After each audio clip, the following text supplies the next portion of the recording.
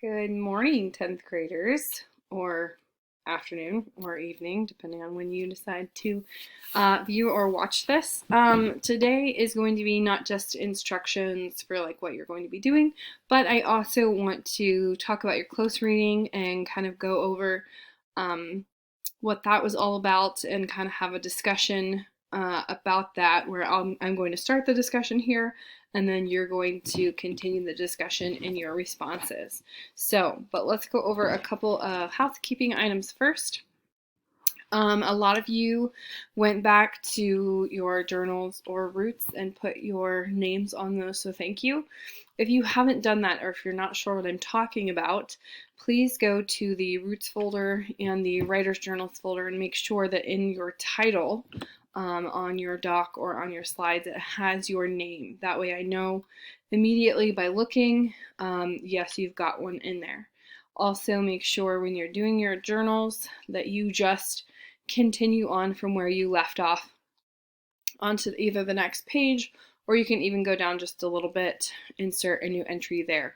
Don't create a new doc for every journal. It's all just one journal from starting last week. This should be your fourth entry, is going to be today. So assignment number 1 is to write in your journal. That's just going to be twice a week, every week. That's going to be our one thing that's kind of consistent and stays the same.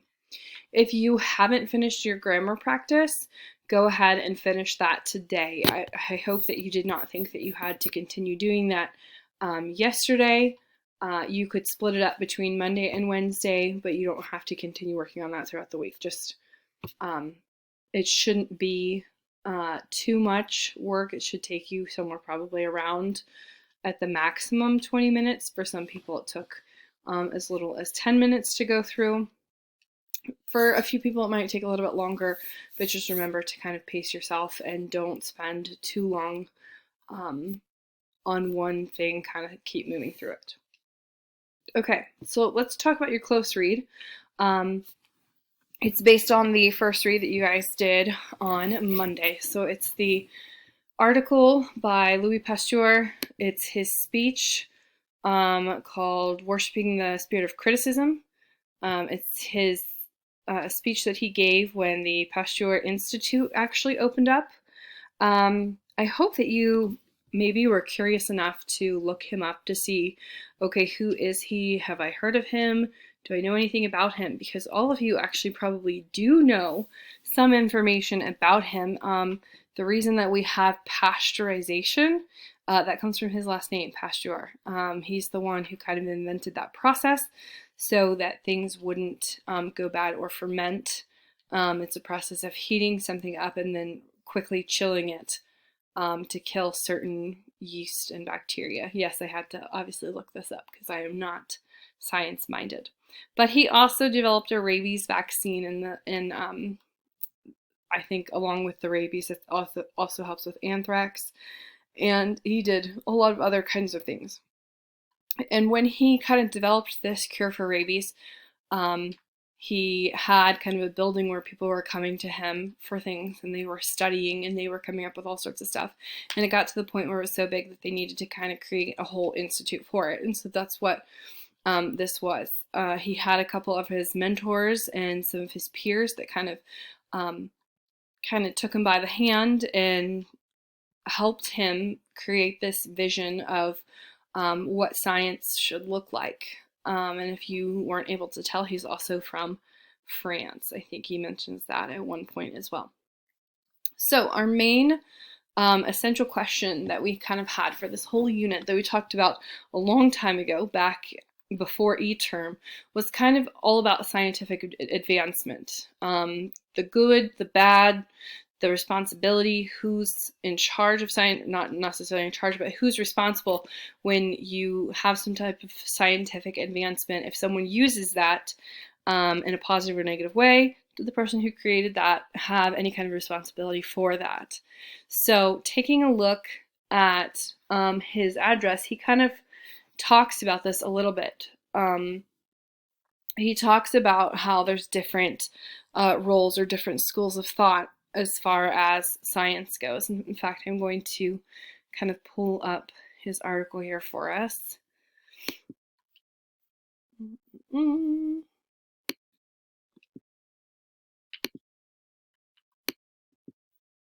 maybe. Maybe not. Okay.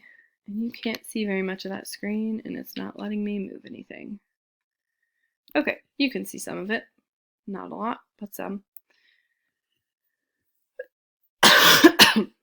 So if we go down to the part where he says,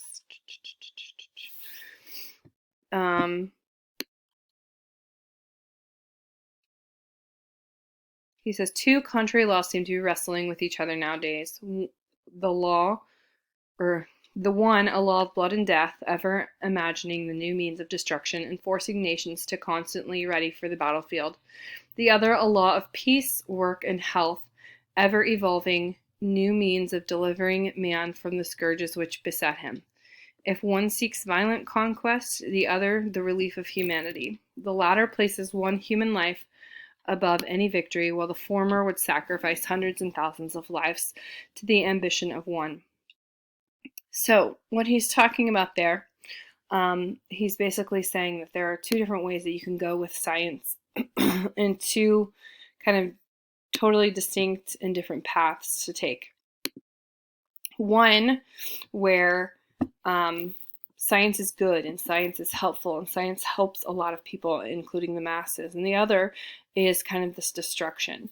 And I want you to try and think, okay, he wrote this speech and he gave this speech back in 1888. So think of all the scientific advancements since then and try to consider, okay, how many scientists kind of took these two different paths? What are some scientific advancements that were part of kind of this one school of thought where it's all about war and country against country and things like that? And if you imagine, since 1888, we've had quite a few different wars, and especially World War I had a large scientific advancement in things like mustard gas and all sorts of terrible things that went on during trench warfare.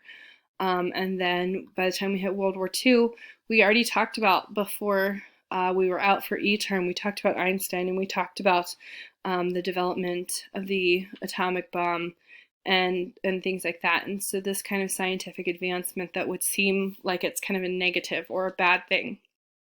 But we are also talking at the same time about all these cool advances in science with things like vaccines and things to help us, help people with disabilities, help people who are missing maybe limbs, help people who are ill and sick, and help people even connect across the world. Technology is a scientific advancement. The fact that you're learning at home is a scientific advancement since then, to the hopefully betterment of society. So a couple other things that he wrote about this topic. I found some of his quotes where I will switch this out, where he said, "I'm utterly convinced that science and peace will triumph over ignorance and war, that nations will eventually unite, not to destroy but to edify, and that the future will belong to those who have done the most for the sake of suffering humanity." So he's saying basically that only one kind of school of thought there, the school that follows science, is something that is we should only be doing for goodness sake. That's kind of the right path to take, and those are the people who are going to be remembered positively. So something else I want you to consider is the fact that when he's writing all of this, he's coming out of that kind of age that we were talking about. Remember when we talked about Mary Shelley and Frankenstein, and we were talking about all the scientific advancements of the 19th century? The goal kind of that time period was science for the sake of science, knowledge for the sake of knowledge. None of it was considered good or bad. There was no bad knowledge, or there was no bad scientific advancement, because all advancement is neutral. I want you to consider that concept and decide, is this true? Is there truth to that?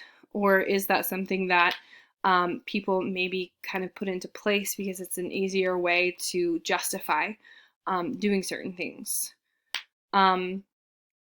Another concept that he kind of brings about is this concept of open science. And he talks a little bit about, there's a section in there about how science doesn't have a country, so a scientist needs to kind of ascribe it one. And he's not talking about necessarily like, oh, science needs to belong to a specific country. He's saying that scientific advancement is something that all countries should be kind of pushing for, and that someone who does kind of bring science to the world is doing so out of kind of this patriotic pride, and being at the forefront of science is something that is good for your country.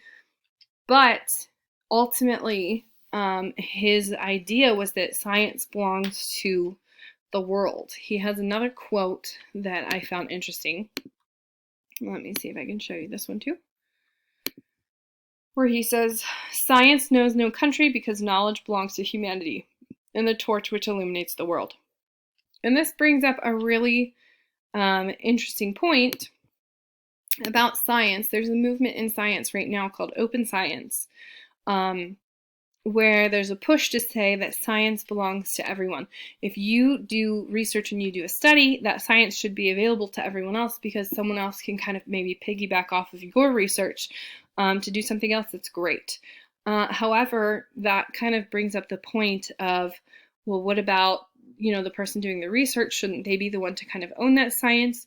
Or should it not belong to maybe the university that funded that, or even maybe a private company who paid for all that science and all that research? Should it not belong to them? Should they not be able to kind of make their money off of that? Or should it not belong to a specific country? So think about things like the space race and the atomic bomb and nuclear weapons and things like that. Those are all specific to kind of one country trying to beat another country in an area of science. So what I want you to think about with this particular article, and also with things that you see kind of going on in the world today, this guy's very, very relevant. His institute still exists, and their main focus is on diseases, infectious diseases. So they are actually searching, along with a lot of other groups, for a vaccine and a cure for COVID-19. So they are very relevant still today.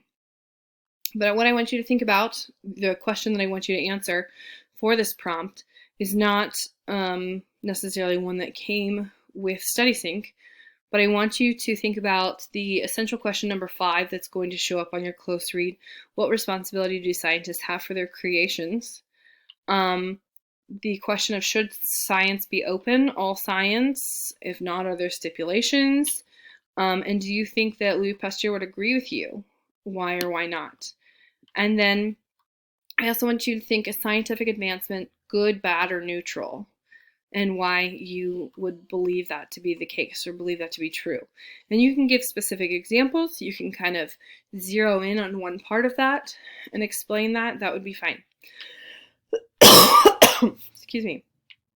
I want you to answer this question either in StudySync, where it gives you that space. You can create a new doc actually and answer it in there, and that way it shows up on Google Classroom as well, or you can just answer it on there in somewhere around 10 to 12 sentences, so that's a couple good paragraphs. Or I'm going to also post it on Flipgrid, and you would have to give me your answer orally for 2 minutes approximately. So it's your choice. I'm going to post those quotes, and I'm going to post all the prompts on Google Classroom and on StudySync. But I want you to choose one of those questions to kind of look through the article for not necessarily the answer, but some evidence or proof or support for what it is that you kind of believe about this particular topic.